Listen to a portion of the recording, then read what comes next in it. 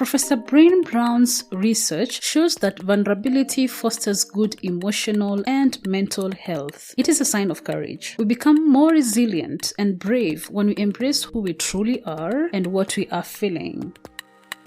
The Vulnerable Scientist podcast is a space for scientists to tell their honest and authentic stories. I am your host, Sarah Nyakeri, who happens to be a scientist, informal science communicator, and I help scientists create personal websites. If you want to support this show, go to www.patreon.com/thevulnerable-scientist. You can also follow this podcast on all social media platforms at TV Scientist Pod.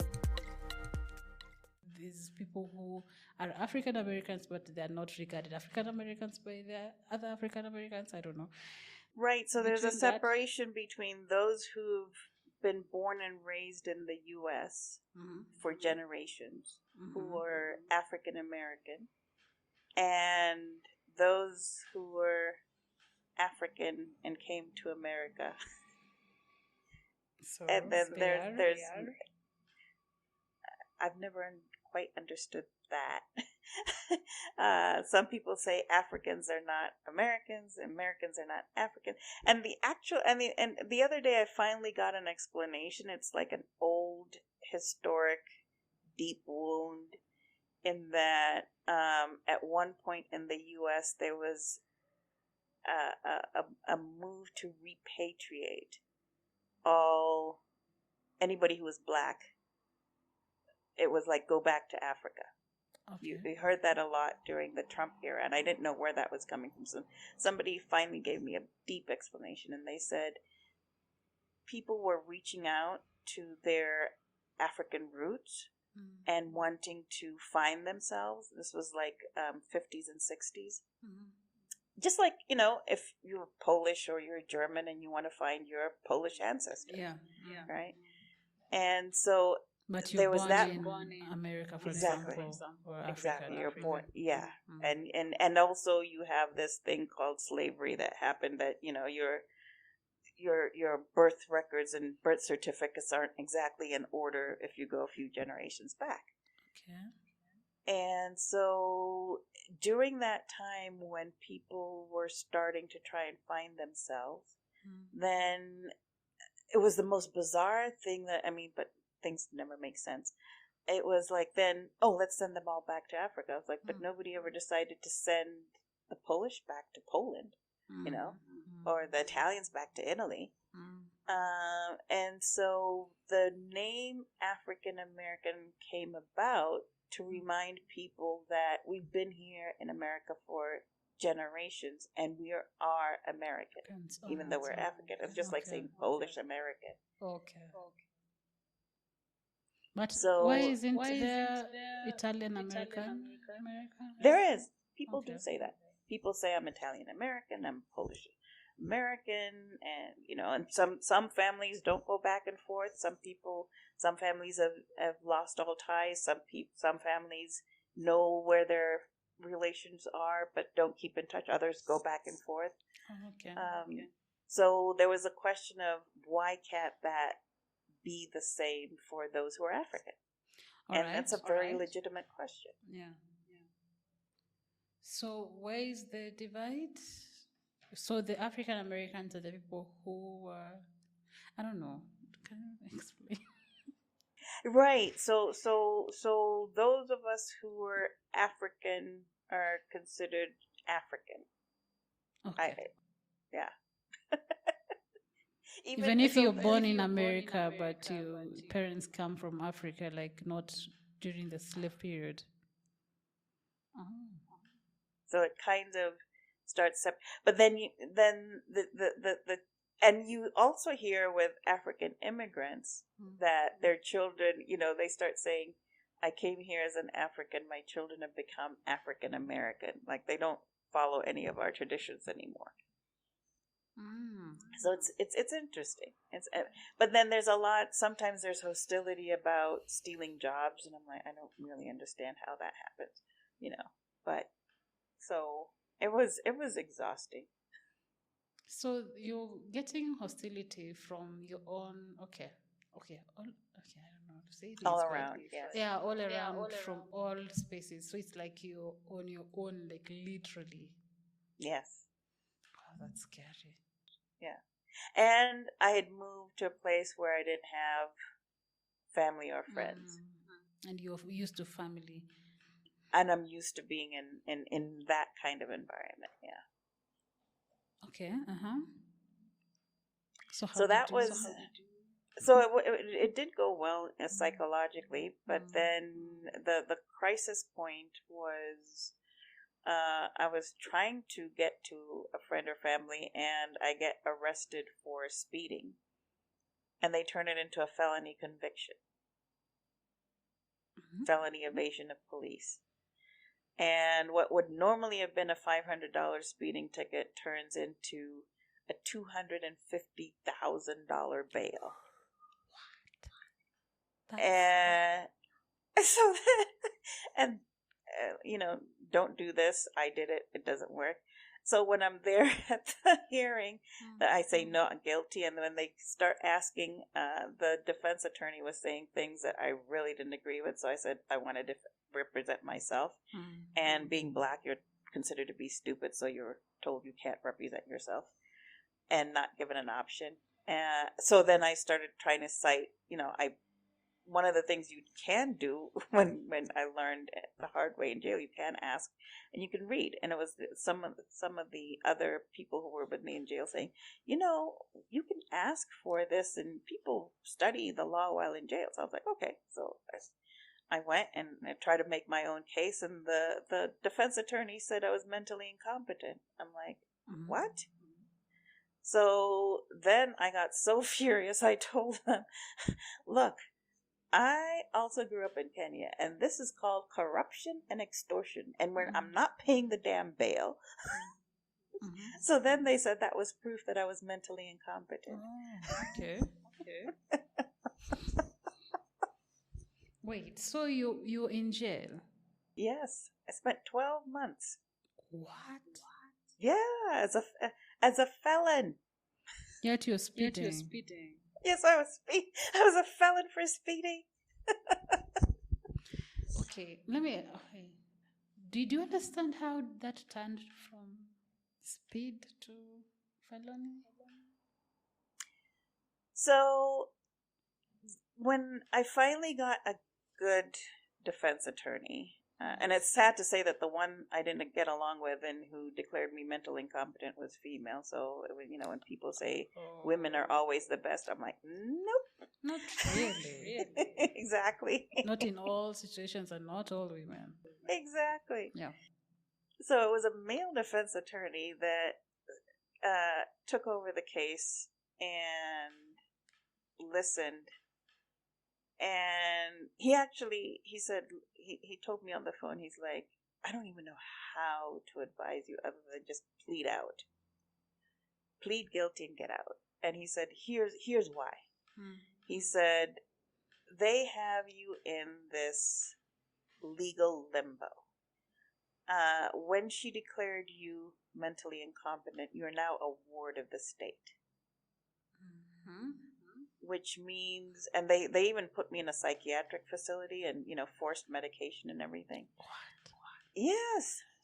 So he said, when you're a ward of the state, there's nobody, like, I as a lawyer can't do anything until your quote unquote mental competence is restored. I was like, when did it ever leave? That situation feels hopeless. Yeah. And he said, until somebody declares you back to mental, the Britney Spears case that's been all over the news, right? And in terms of guardianship. So at that point, the state was my guardian. My parents could not reclaim me even because I was 40 years old or more. I could not defend myself because, according to them, even though when they did the interviews, the psychiatrist doing the interview said he had never seen such a sharp legal mind in his whole life. But I'm mentally incompetent. Okay. So wait, I don't understand. So does a lawyer, that's a lawyer, right? Who says you're mentally incompetent? It was one lawyer that said I'm mentally incompetent, and the other lawyer realized that it was just hogwash, but then had no power to get me out until I became, quote, somebody, which the court had to do, declared me back to mentally competent. But this is a lawyer. I don't understand. So how can a lawyer say you're mentally incompetent and it is believed? Like, that's a lawyer. That's not a just a doctor. Statement. And when I pointed out that there's a clinical definition of mental incompetence, and it has to be on a history, and it can't be 6 months, 12 months. It has, and there has to be prior research. The judges said that's our personal opinion.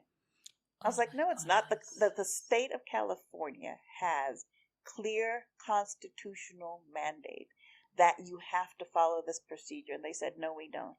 So then I told them, you're no worse than a corrupt third world country judge. Wait, so what happens between you getting a found that you're speeding? What happens between that and you becoming mentally competent in courts? Like, what happens between those? One statement by the attorney in court. I mean, what happened between you guys? Why did she? Because I told her she was stupid. Because of what? What had she done? Because she when she was interviewing me, and I do agree that when I was living in the apartments that I was living in, every time I was being threatened, my reaction was just to threaten back, defensive. So she was saying that was, you pick up the phone thinking you're going to talk to a defense attorney who's going to help you, and she's like, I have all the evidence that you're guilty. And I'm like, are you the prosecution or are you my lawyer? Just listen to me. I'm like, no, I'm not listening to you because that's the stupidest thing I've ever heard.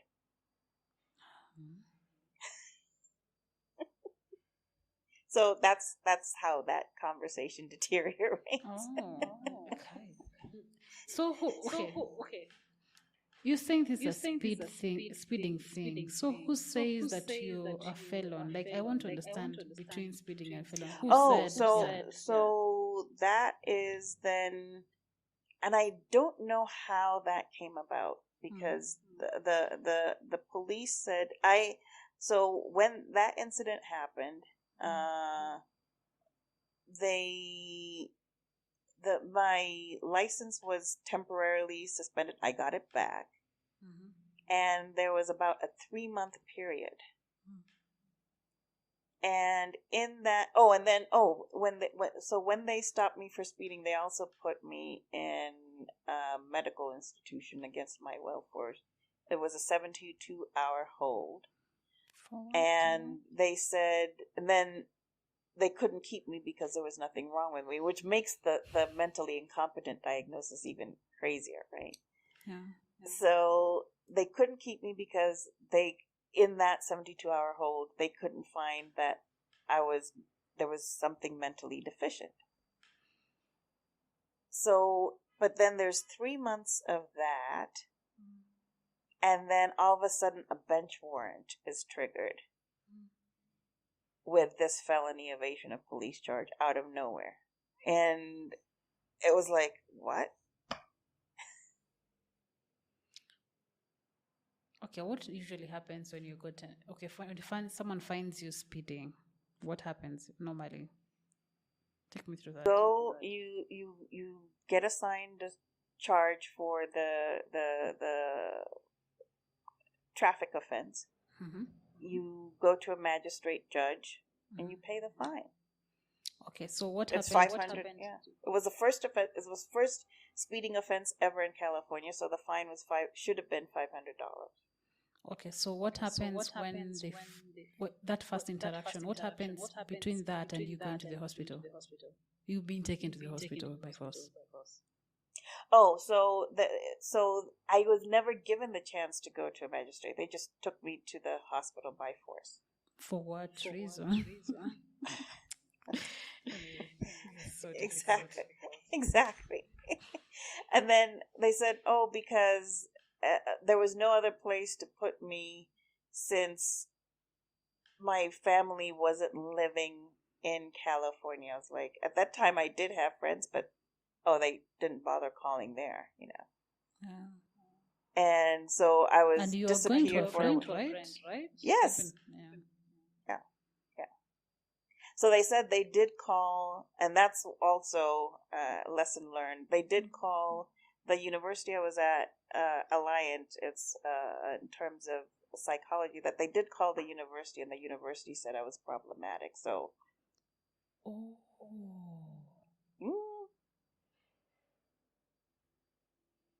Okay, so let's go back to your PhD. You're doing a PhD. You're doing a PhD in organizational psychology, right? So it was business. It was business, but the business school was under the School of Psychology. So we had to sort of choose along those lines, like if you wanted organizational psychology, organizational design, things like that. Yeah. So what? Apart from you getting this ratio thing, I don't know how to call it. What was happening between you and the administration at that time? Was there any conflict? Conflict in terms of there was a number of students that were feeling that we sort of weren't getting served. I became very vocal about that.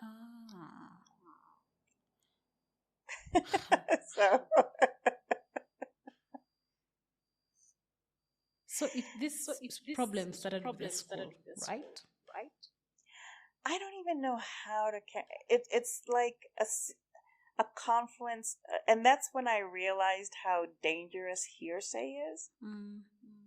Because the hearsay is a legal term where there's no physical evidence of something being wrong. It's just everybody saying something is wrong, right? Yeah.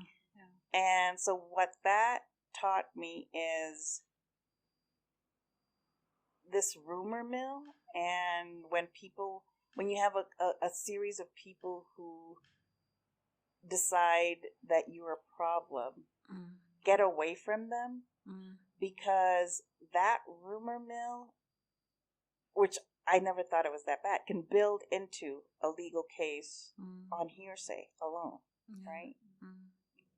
And when you have and it becomes sort of a group thing.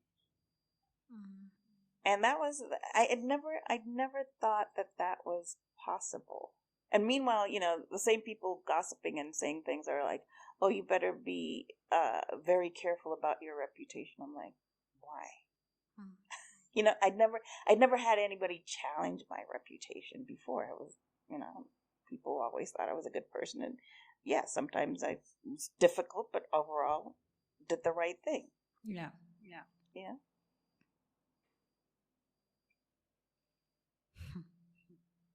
So you had done a pre-med. You had mentioned that you'd done pre-law, Pre-law, yes. Yeah, before, after your BSc?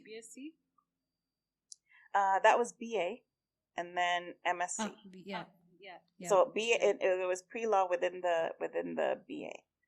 Oh, like minor, something like that? Oh, okay. So between your BSc and your PhD, you had only worked in that one company that was doing policy-related work? Oh no, I worked for a consulting firm. I started working after my master's. I worked for a consulting firm, minority business development. Then I worked for the city of Pittsburgh. And for then the while planning working, thing, the community, planning department, and I did a lot of geographic information systems work there too. And while after doing that, when I got tired of the politics, I quit. And then I started my own consulting firm. The Policy Analysis and Research Group. Oh, and then when I got yours? yeah, that was mine. Okay. Yeah. That's what you did before you started your PhD, or you're still doing it while you're doing your PhD? Before I did the PhD, and then when I started the global ectropy, and I was having trouble putting the ideas onto paper, is then when I decided to go for the PhD. All right. After a lot of coaching. Oh, okay. Yeah. Okay, that makes sense. So the first time you actually using your pre-law education was when you were caught? Yeah, I'm trying to defend myself. I'm like, well, I studied this thing. Let me give it a try. Yeah. But it does help in terms of daily management and thinking about issues. There's risk issues or contractual issues, and not that I'm a lawyer, and not that I ever want to get into that level of detail in terms of reading contracts, but it does help in terms of just thinking along those lines. Yeah, but you are a reader. I can see that. Yeah. Okay, so what happens now? You've gotten this lawyer, the male lawyer, who tells you what you can do. You were explaining that, like he's like, now he can't help you. So what was your? He said we could try and fight it. He said, how is the past? By the time he got my case, I'd been locked up for 8 months. He's like, how's the past 8 months been? I was like, sheer hell. The food is horrible. The facilities are not exactly comfortable. Yeah. And he said, if we try and fight this in court, you could be here for another 3 years. And I was like, you've got to be kidding me. And he said, you're so talented. He's like, I hate to tell you to plead guilty, but it's the easy way to get out and move on with your life. And he said, and because you're so talented, it sounds weird, but a felony's not going to be a big thing. I'm like, what do you mean a felony's not going to be a big thing? He's like, I'll talk to the current judge and see if we can get you, probation without having, any restrictions or any. And so he worked that out. When I was let go, it was just on probation, and I didn't even have to visit anybody or check in with anybody. If I wanted to leave the country, I could have, or it was just making sure that I didn't. And there was 3 years within which I couldn't get into any trouble, including a speeding ticket. And and there was the option of leaving the state too, and I said no. Let me prove to whoever was crazy enough to put this cockamamie idea on my legal record that. So I stayed for 3 years, and I did all that, and there was nothing wrong with me. So you were still doing your PhD at that time, right?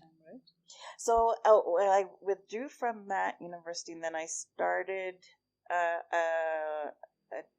at Capella University, which actually, even though the experience with fellow students was really enjoyable,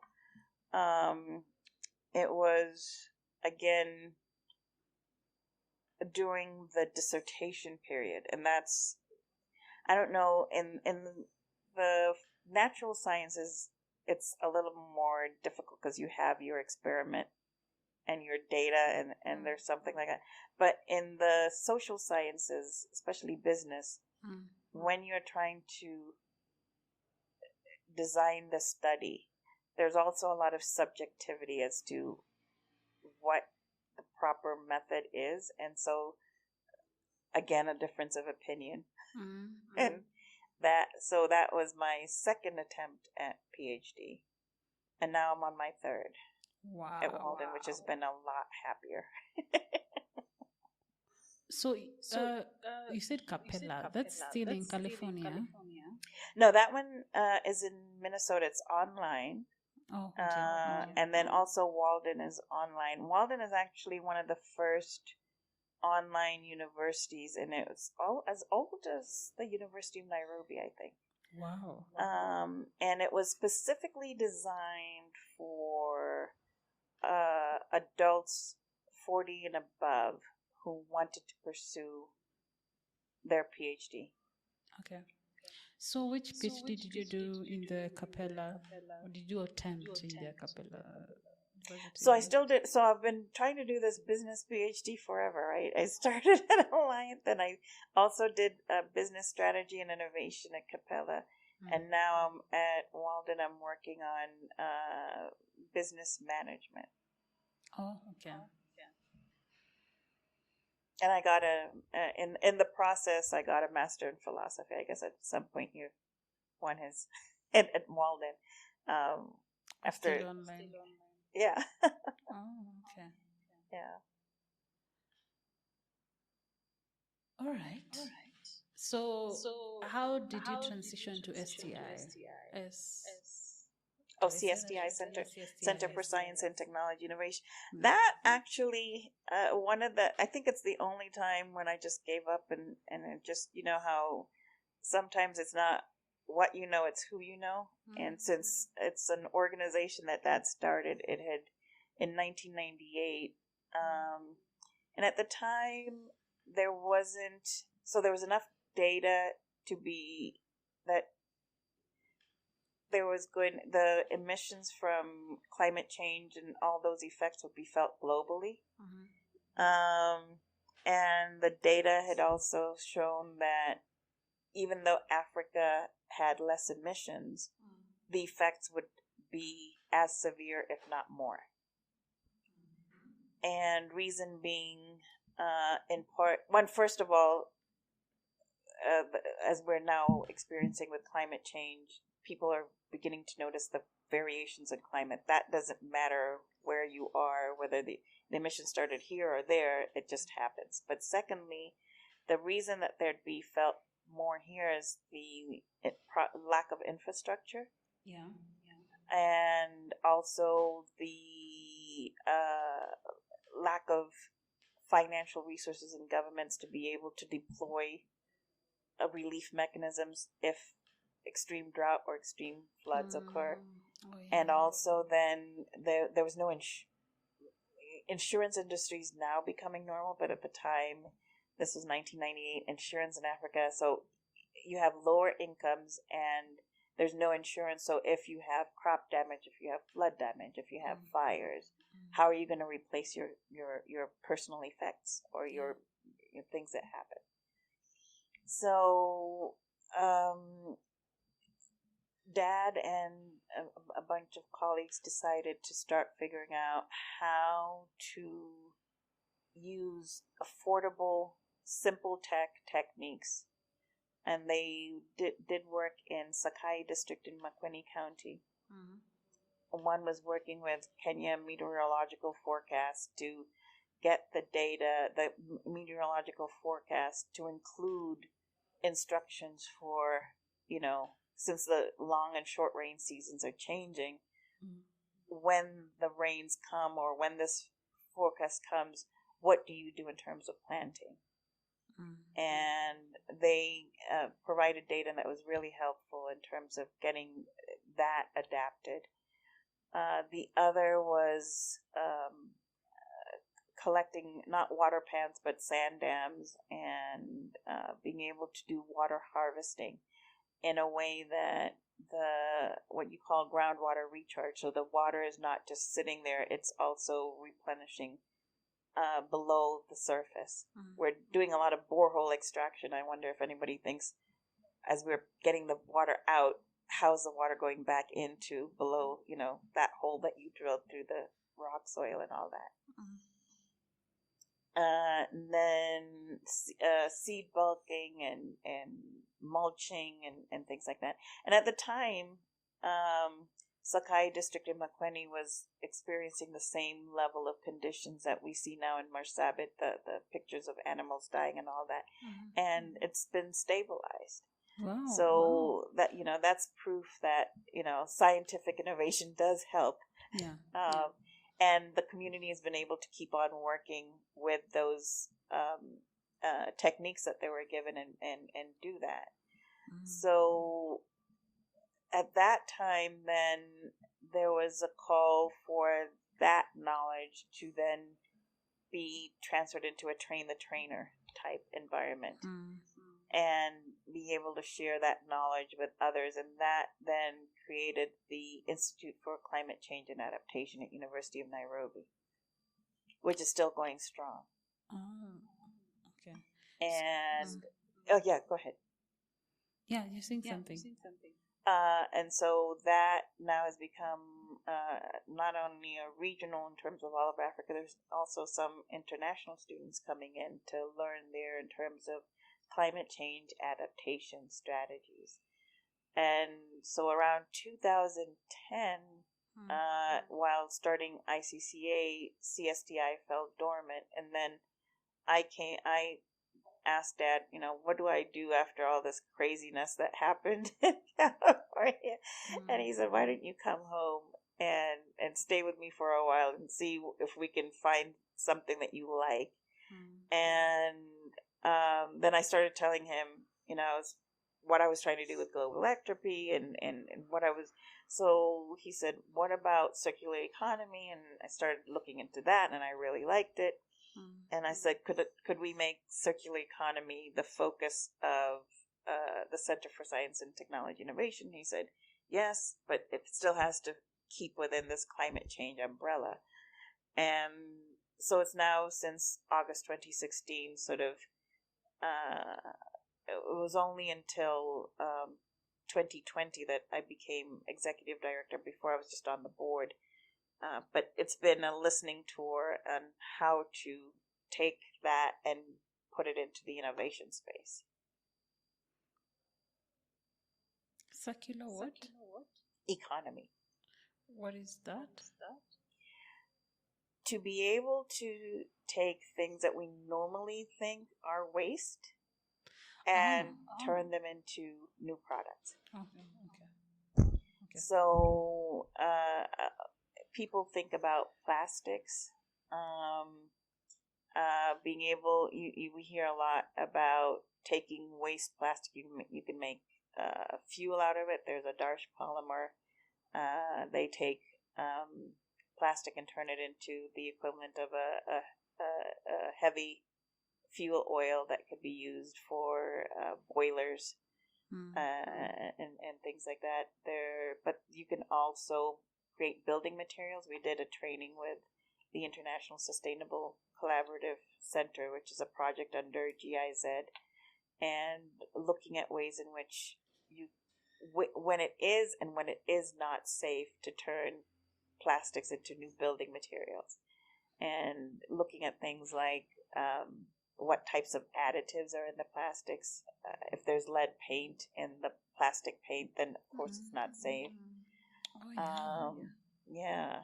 And things like that, and the different types of emissions and toxins that come with different types of plastic formulations, and realizing, as a biochemist, you'll know this, what they call the metabolites, right? So sometimes things individually are not toxic, but then you mix them and they become toxic. Yeah. So looking at those issues, and also people think I'm crazy. So one of the things I started researching for the PhD, but I set that aside because it's a little too scientific for regular business. I got fascinated by biosurfactants, and you can get those from in the fermentation process from food waste. You can get it from animal slaughterhouse waste. You can get it from sewage sludge, but all you're looking for are the microbes. And once you have those microbes, like somebody was telling me, like, please don't talk to me like that. I was telling them, you can take animal slaughterhouse and get the biosurfactants from that and turn it into medicine. And they're like, how can you do that? I was like, because you're just looking at the microbe. You're not looking. I was like, I'm not putting the slaughter, the dead pig in you. I'm just taking the microbe. And, and somebody was like, that's too much science for my brain. It's kind of interesting. Yeah. So once you look at that, that's a whole new, because we look at all these processes, and we have Dandora landfill, we have accumulate, but what if all of that could get reused into, and there's a company, Michael Tile is one of them. They're taking, like, when you grow mushrooms and there's the waste substrate, which is the material that you use to grow the mushrooms, you can turn that into building material. So they're making ceiling tiles. Wow. There's another one, Leafy Life. They're taking the diapers. It's double, because you have organic waste and you have plastic waste mixed. And that normally is a toxic combination if you try and do something with that.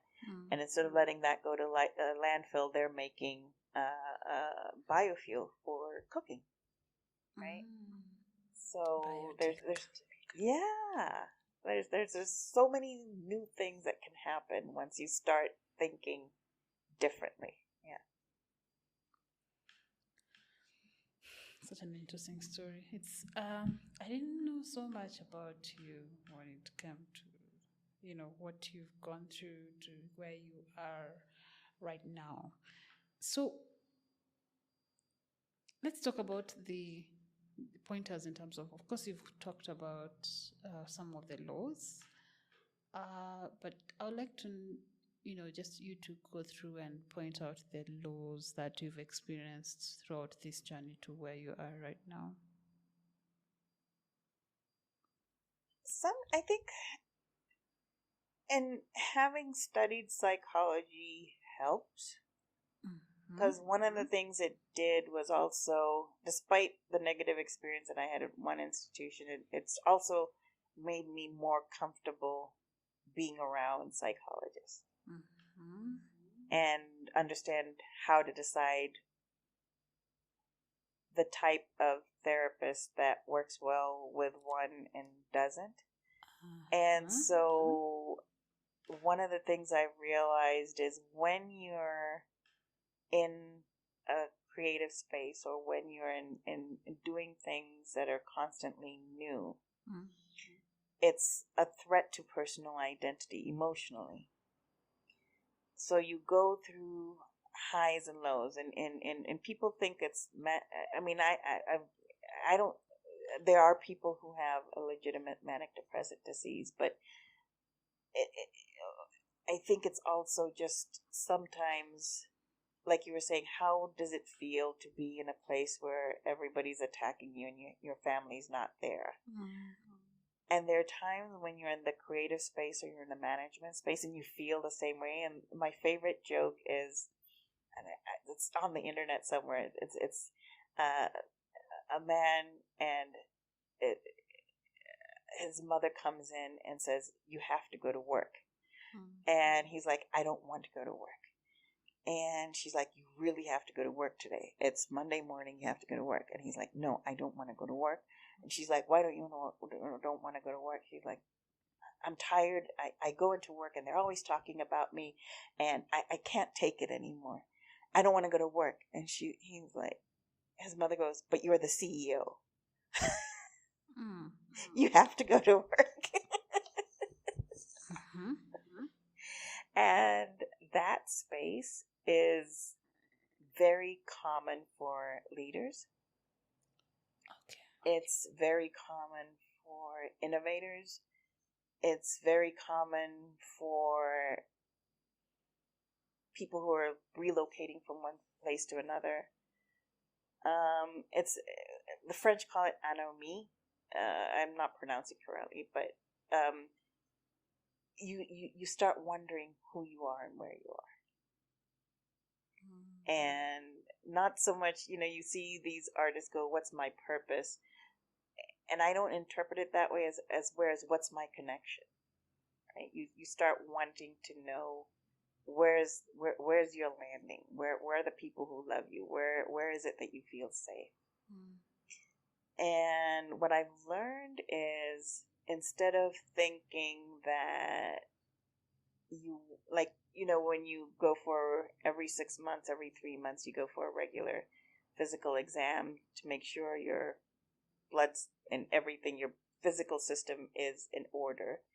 I've learned to do the same with my mental health. Like, create a network of physicians who can help me when I start saying, I think I've been upset about this for a little too long. And they have techniques, and they're like, okay, so how do you want us to help you work through that? Right? And you get, because sometimes you get stuck. And you need somebody who's objective and professional to help you get unstuck. Just like you need a physical trainer or a coach. Yeah. Unstuck.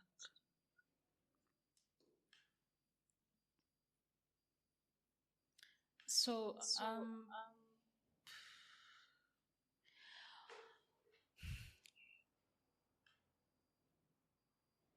there's something you've said, like right psychologist. So, do you want to talk about that? Like, that they are wrong psychologists? Oh, no. Oh, the right person for you. Right person for you. What I've learned is, just like, sometimes there's perfectly wonderful people and you don't get along and you don't know how to explain why you don't get along. The same thing happens with a psychologist. And they're also, the more that you learn, like for me, cognitive behavioral therapy, that's my thing. Like, a psychologist who takes me through that, we're good. A psychologist who takes me through talk therapy, I'm like, bye. I don't want to talk about it.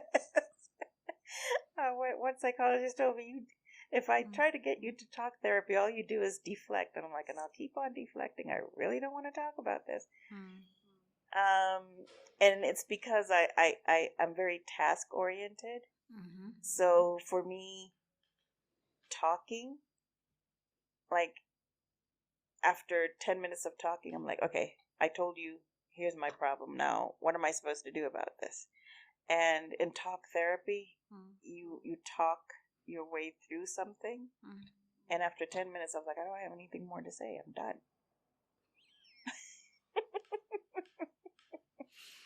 I don't know why I'm laughing. And then, somebody could then say, oh, let's talk about it in a different way. I'm like, no, there's no need to talk about it in a different way. You asked me what the problem was. I told you, now let's move on. So, and if there's, and what you learn is that psychologists are specialized in different techniques. So if you're, for me, what I learned is, if I'm in a session with somebody who's highly specialized and has spent a lot of time learning talk therapy and is very successful with talk therapy with other people, they're sitting looking at me like, you need to talk. And I'm like, no, I don't. Okay. And but there's always some level of both. Because like even the psychologists that use cognitive behavioral therapy are like, Cecilia, you do have to say something in the session, we need information to be able to tell you what to do. So, but there's less of that and more of activity. Okay. Yes. Thanks for shedding light on that. I didn't know about this, honestly. Okay. And those are just two techniques, I should say, because I'm not a psychologist, but there are many more techniques, therapeutic techniques. Yeah. Okay, so that should let someone know that if something doesn't work for you, if a psychologist doesn't work for you, there's another one who would work for you, and also there's also different methods that things can be handled. That's good information. Throughout this journey that we've experienced these certain laws, what are the high points that you can talk about? Discovery points. Every time there's a what I call a transformative aha moment, what my mentor Crochet, when I was working at the city of Pittsburgh, he had a different term for it. He's like, come to Jesus moments, right? Come to Jesus moments. You're like, this is so clear. So the aha about that experience in undergrad could help me be a good innovation director in Kenya. That was a high.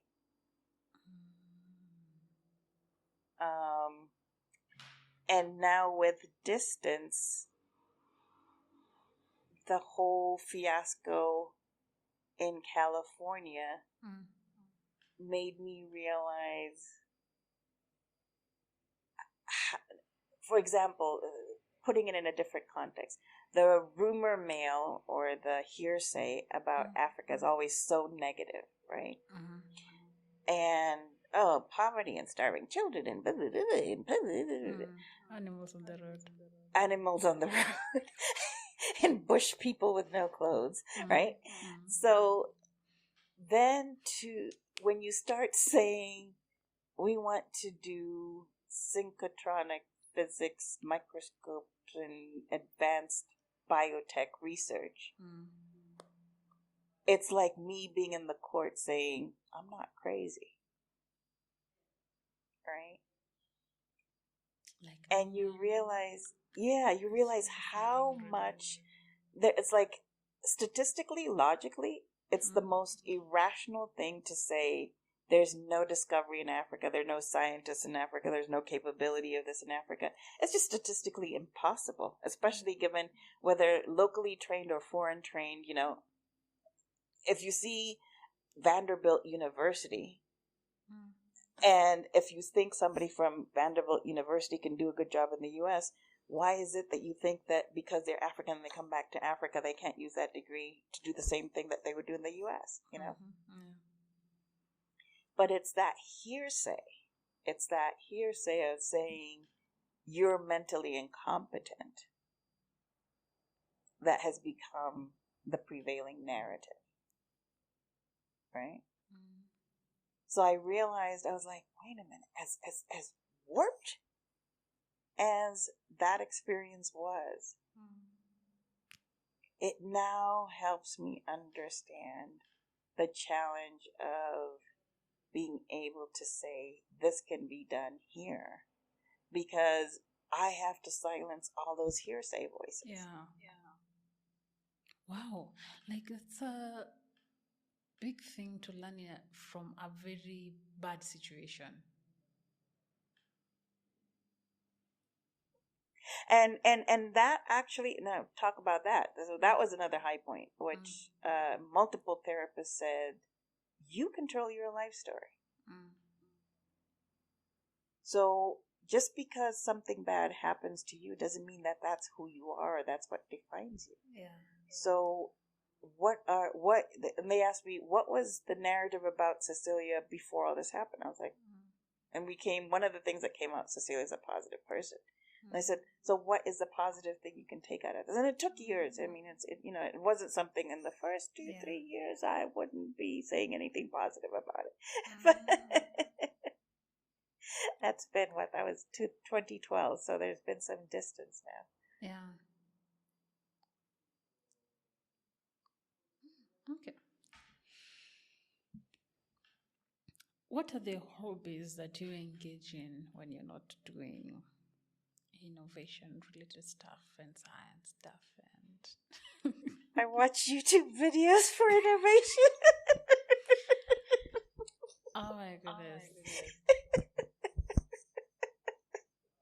So your YouTube. If I was to use your phone, I'll always get notifications of videos coming up to do with innovation, right? Yeah, and that's what, people say AI tracking is a bad thing. I love it because Google's out there finding things for me to look at. Yeah. Oh, interesting. What else do you do on your free time? I'm learning how to have free time.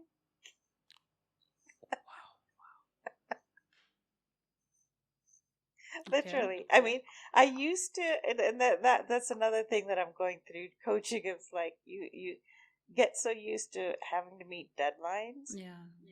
So the psychologist asked me to like monitor how many days off, and I looked back and I was like, okay, in the past 3 years, maybe I've taken 10 days off. Wow. And they were like, and then you're wondering why you feel burned out. And I'm like, I was like, so is that a problem? They're like, mental fatigue is as bad as physical fatigue. I was like, oh. The whole time you didn't realize that there's something wrong or there's possible something wrong. It's just that you're okay, and I'm just like, I'm tired. I'm tired. I'm feeling tired. They're like, have you sat down to think why? No. I'm just tired. Yeah, I'm just tired. Oh, that's new. That's okay. It's not new. It happens. Like people don't even realize that there's a need to have free time or do something else that has nothing to do with work. As much as you really love what you do, there's no need to have a break and do something totally different. Life balance. Put life into it. Yes. Yeah. And I can actually relate to that. That's anyway. That's why I laugh when you post on LinkedIn about being in the lab. I'm like, okay, I'll give her the advice I'm not using. Get out. And you realize most people who are very good advisors, they know everything that they need to do, but don't do it. They're not doing any of that. Exactly. They're wishing they could do that, but they're not. I'm seeing it. I'm like, perfect. When you went hiking, I'm like, oh yeah. You're not doing that. Do you hike? I love hiking. That's why I was so excited. Okay. Why have you hiked? Recently? The last hike was with friends. Okay, that was maybe 3 years ago. We have friends in Untitled Chapter. Where exactly did you go? Casigao. Mm-hmm. What is it? A little town near I think it's Mount Casigao. Okay. In Taita Tabeta, and it's in the low, not in Taita Hills, but in the low side of it, but just beautiful. I mean, it was actually one of the things that I loved there was, so this is like the double sword of, there's at the time I still think there's problems with electricity reaching there. In terms, the transmission lines are there, but there's no current. Okay. But the beautiful part about that is nightfall and seeing the stars. Yeah. And by 7, of course, for those who don't understand Kenya, we're at the equator almost. So by 7 p.m. it's dark. Yeah. And you can just sit outside with a cool breeze and your coffee or your beer and literally watch the stars. When you read about the Greeks sitting out watching the stars and you're like, why? You sit there and you suddenly realize this is the most fascinating. I could do this. And I did it when I was there every night. And you just see the stars go by. And I'd asked my father, I was like, my God, I mean, I didn't know it was so beautiful. And he was like, that's how I grew up, watching the stars. And then you come back to Nairobi and you try and look for the stars and you can't see it because there's so many lights. And you're like, okay, I want my electricity, but I want to see the stars. Yeah.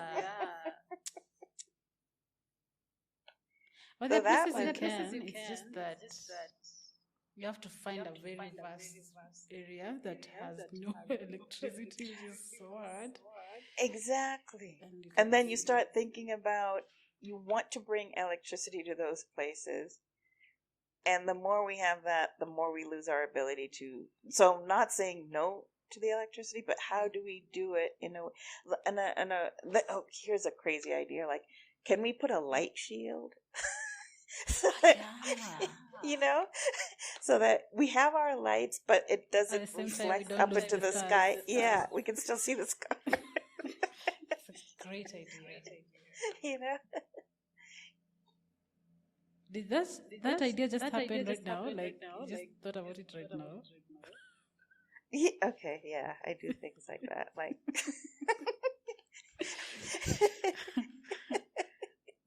I realized that. Like the AI mattress that I posted on your LinkedIn. Yeah. I was like, this must have come up just now when you're maybe writing. Just Yeah.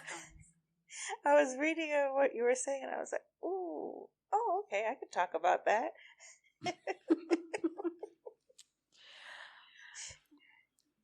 How do you feel after having this conversation? This was fun. I think every scientist should talk like this. Yeah. maybe we come up with a dreamscape podcast. Dreamscape. Yeah. Dreamscape. So that's a term that floats around a lot in the U.S. It's sort of landscape, dreamscape. And there's actually UNESCO starting this in terms of future storytelling. And when we see sci-fi movies, that's storytelling, right?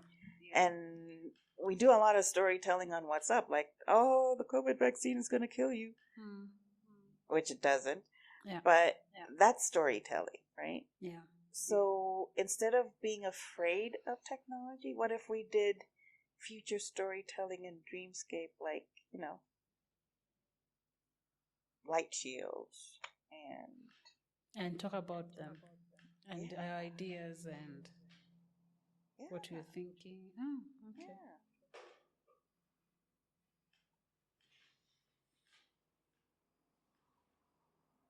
Like an audio, just audio? It could start audio, and then I don't know, maybe we see who likes hiking and how many crazy scientists can you take on a hike and keep them focused on the conversation instead of the science around them. Yeah.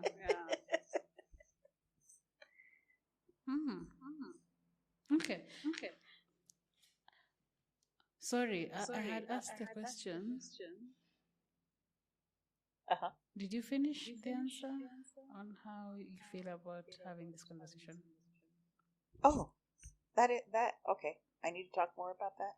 As in, did you finish? I'm just asking. Yes. So that I don't close off.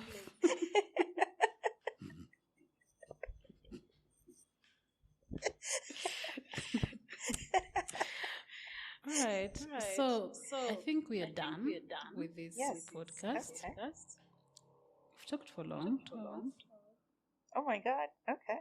So how do you feel about this conversation? I wasn't sure what I was going into when I was having this conversation. Well, I was like, I wanted to know. And now when I'm done, like, okay, not necessarily done, but I'm like, wow.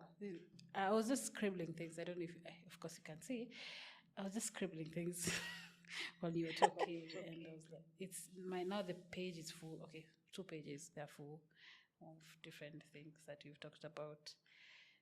And there's so many new things. At the same time, there are some other things that were there, but they were not like pronounced in my head. And I don't know, it feels good to have. It's like I was in a place where my mind was just going. Mm-hmm. You hear something, you're like, oh, by the way, I didn't think about that, or why didn't I think more about this, or how, like also seeing the passion that you have about the things that you do and what you want to do, and helping the people around you. It's amazing. It's very refreshing, actually. Yeah, someone who's not like focused on. Yes, there is the money. There is the need for the money, but not necessarily focused on that for yourself. It's more of, well, how can I use my brain, because you have a very rich brain. How can I use that to help people around me? It's very. It feels Well, nice. somebody, it was one of those people who you meet one off and gave me a phrase that stuck with me for life, which is, you discover yourself through others. Mm-hmm. And it was oh, you asked me about Hyde, and once I heard that, I then realized that discovery thing, it's very scientific in an abstract sense, but when you start looking at others around you as an opportunity to discover yourself. Mm-hmm. And part of that was, I'm highly introverted. Nobody believes me, but I'm like a mega. So this person was trying to help me get out of my shell at the time, and feel comfortable talking to strangers.